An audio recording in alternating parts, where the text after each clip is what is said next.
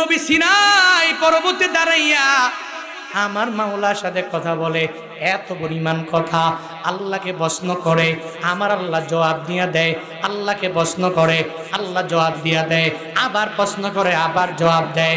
আল্লাহকে এত পরিমাণ প্রশ্ন যে মূসা নবী করলো, অন্য কোন নবীরা আমার আল্লাহকে এত প্রশ্ন করার সাহসও পায় নাই, কোন নবীরা এত প্রশ্ন করেও নাই।